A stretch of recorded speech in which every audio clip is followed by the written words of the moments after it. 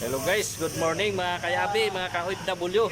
Ganoon po tayo, maggagawa naman po tayo ng isang video regarding po rito sa isang Chevrolet Spark, Spark. Ito po ay good morning. May complaint na minsan pumapalya makina, so diniscan natin guys. Tingnan ko yung scan na nakalagay niya ay misfiring. So medyo mas hindi na maganda ang condition, so papalitan muna natin. Tapos sabay na naman tayong linisin na rin natin ang kanyang throttle body.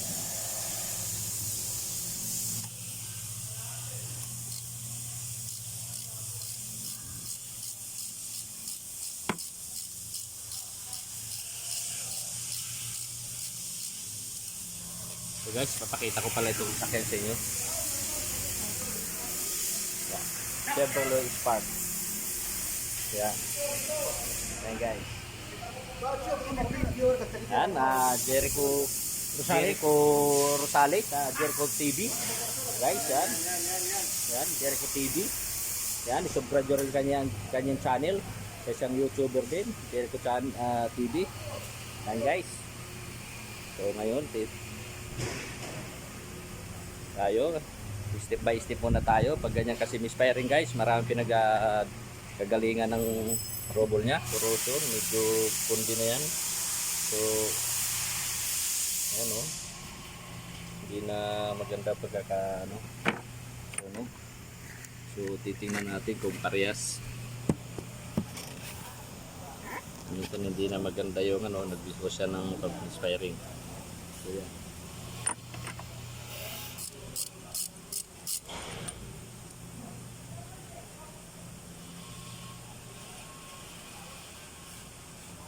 Tignan nyo guys to, cylinder number 3, talagang na yun, nasira na yung kanyang pinaka tip nya, kaya minsan papalya ng kuryente natin, di maganda. So dyan na tayo step by step.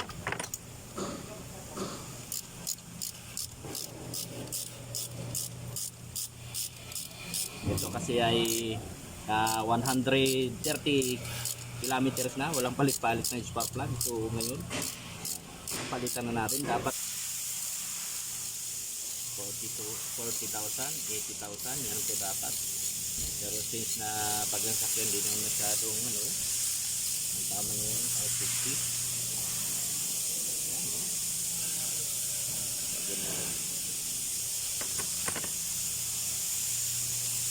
Okay, ito na yung bago na natin. Ngayon po, malaki yung pinagkaiba. Kita yung dulo guys, yung dulo ng tip nya, salsal na yung bago.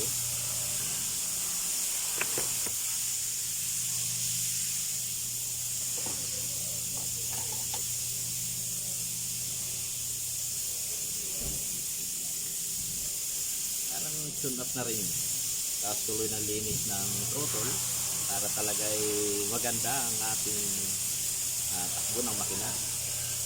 Kasi pag madumi na rin,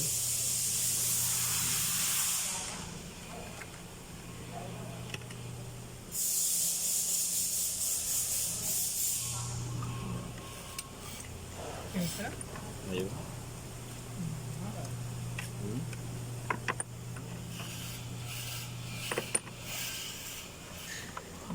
Salman, down!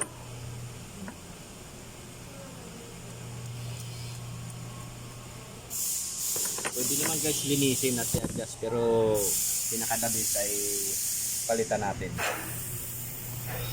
Jadi? Jadi yeah.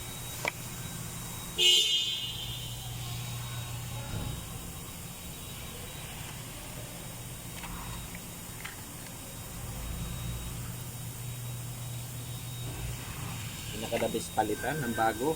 Kasi minsan nakala natin ay okay, pero yung pala naginis na ng kuryente. Hindi na magandang pagkakasunod niya.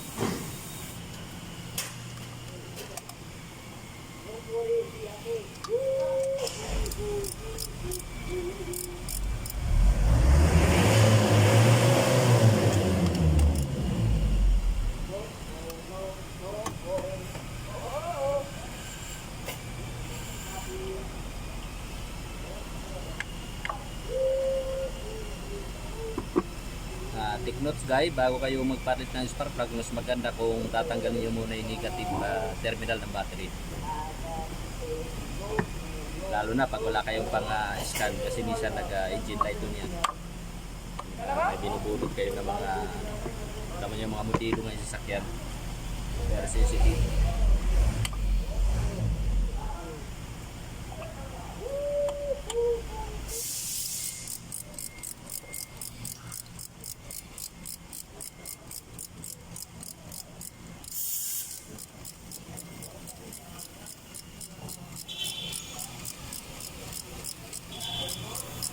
Mainit guys, mainit.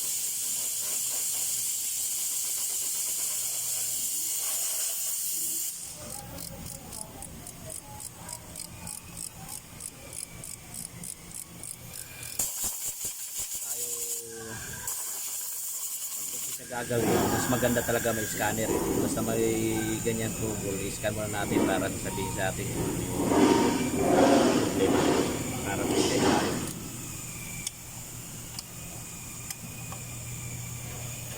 Tuloy na rin natin paglinis ng throttle. Ayan o. Kita nyo guys. Ginanting yan. Yan yung ginanting sirading yan. Kanisan, kailan din. Na pag ano, mapalag yung sakyan. Para ng vibration yung makina. So, kailangan din natin yan. I-recommend mapalitan.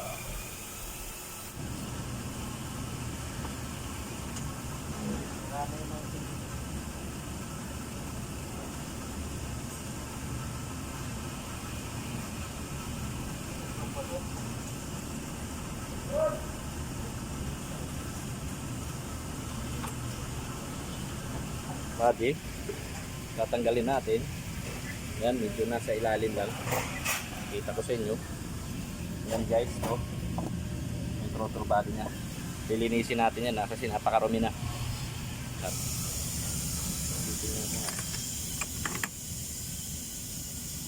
Ito na guys. Ito yung throttle. Yan, napakarumi oh.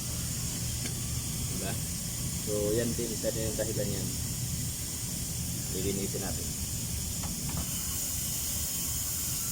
Tiga yung carburetor, malinis yan. Carburetor spray, cleaner. Lilinisan natin, bubuga natin siya.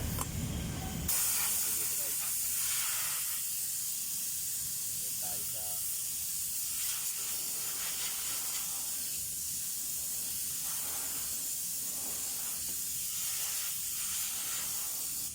nasa natin ang tissue.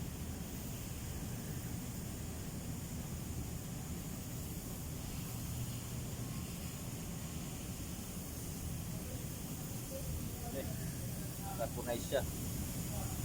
So kaya maganda yung idle lap natin. Hello. Sana. Wala, kalat. Kalat? Lapsyan. Well. Ha? Tunamos sila?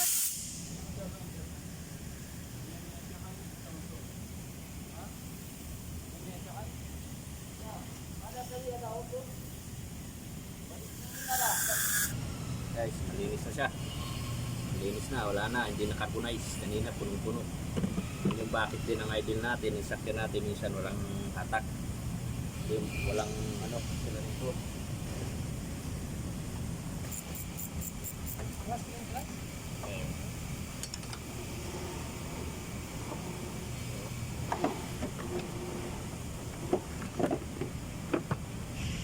Okay guys, tapos na tayo. Start na.